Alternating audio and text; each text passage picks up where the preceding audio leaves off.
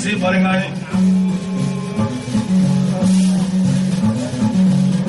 dai tamani nuni mo jiwran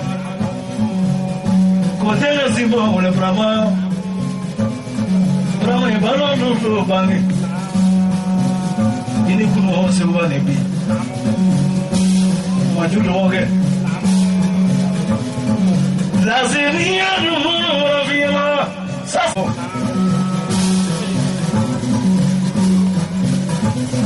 ina ga duru ye kemi fa tela dawi ale ne ko ni duru ne ta gina ti ko ale ka to ma menia ta ale la sifa biso wata nyani ka to akese kene o wata flemolo ni parce que ni ba ka tange to o ga tela la fi ga nyala la ko ga gina duru janzane ti ya duru ne fasale ne ega la sido ko ta me aparga katika la aparga dugulo flala la si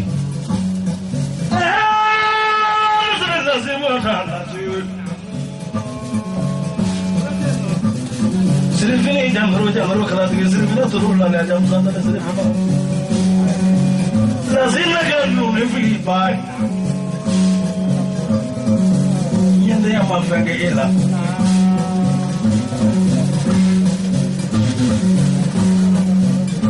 يسه كمين كلا جينا يندو بتسيه كلا كاجلو في بالا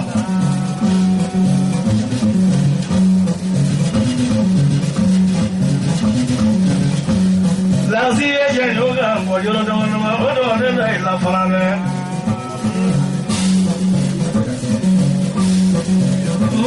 نجيبه بومي كي يبلي بلي كم بومي كي يسلو باي يسلو يديسو ترى كيسلو بارو جالن ما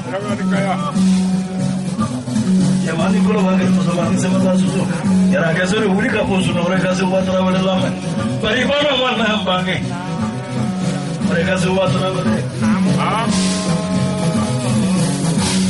Itu jatuh loh. Lazim boleh sebut jatuh fana. Memang baru dulu lah itu bro. Ia memangnya baru loh dia lain. Seribu Yusuf baru depan bro. Seribu mana dia itu?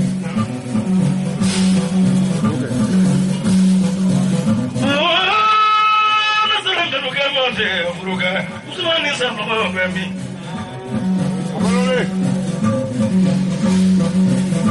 Afuteni baba nade. Mama nule ani tramani ni. Nakele wewe usumani sana waisho. Para musu chawele ga neka sana hodugara wewe. Akiwele. Ya sababu kama kopa eta. Saboke yana ngamo kota hai kuna de alali kota ka saboke yana ngamo kota hai apare ga urujal la ka dine kono pare ka tutre sokutulu abara ka tukula dino kono no safu safu brahma pare ga tanadu no patata fo banai Nana di situ na tenggelam boleh tahu ya tera. Oh sebab. Kafara barang mungkin kalau sahaja jalu. Jalu dia mungkin boleh kata sahaja jalu. Bisa sangre baloli.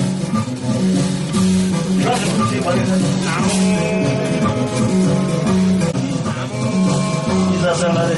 Hah? Mereka ini. Okay. Bobo, taburi yang lengan lah rapido. Nasi itu mana pinsoto. Kau suka luwe. Ia puluh Allah kena ladu doi. Okay. Tapi kelab boleh dawanya nak.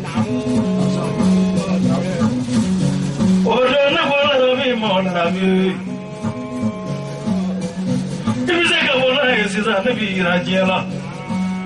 Pada di mana na orang ini langsung mana ada tipu ni ada. Nak kira malu akan akan jago. Kami yang mulu kono mesti jawab. Okay. Lazim memang orang berita ni mana dia sakit kalau dia nak doa bafo dia ubi gua pun mesti dia doa gitu. Wala ba di kala ma ta kan do su ga da. Ina di la si kala ma.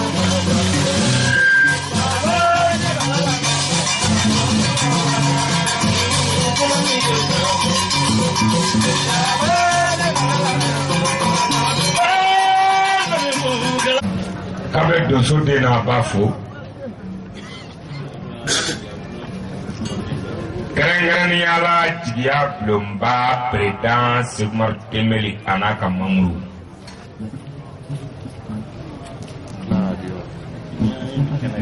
Nia kereng meski palela ya. Kadi sebuah konin be kamriai.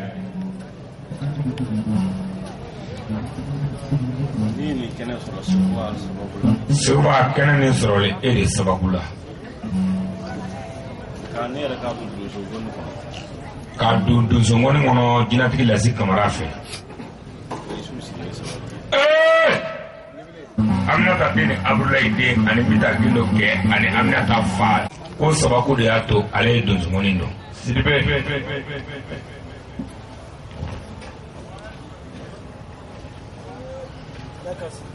Afola ale la kafo. Kanakasi. Lasi kanakasi. Comme pichu mangane me foita la France le kenekanya.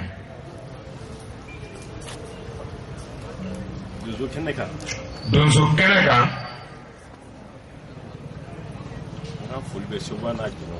Soba kaka foli bini tenyon be. Soba ale doni soro sanguron flanyan ngato ale kiye. Soba diaga don be ko jina tiki lasi dawra bugu kase bagoroba bugu ma e soba traore. Ko juye isude. Foga isu kenaya. Kate soba jansa na be isu jansa kadima soba. Gonfola kilemia. No yin gonfo sir sangare kabon chandu. Kare seru do nyina ya sanduru e. Ko seru ma derga sewa toju fo alenyana. Kare sewa tanuri. Kare sewa son. Kadi seruma. Kikadi seruma. Wakele sonye toma shidia te fonya me tutene da machine. Kare terendi sewa masuno akadi seru sangare ma kake ke leson di ngone fola toy ma ko ngone fola jugu ya mai. Lakbar. Hakili ne boro. Mane ndugulo madai ma kwanza. Ante kuma ndom na doni non da wa kaniki ngono. Ayaka do Kabe flagge ni bragoro nege jansa wata flani kele. Almantere wa flagge le msa wa fla. Kamara gana hagli. Metric kamara. Oh, na fora ko metric. Cameraman fla kelen kemeduru. Me malo malba FM mola. Festival kele ila.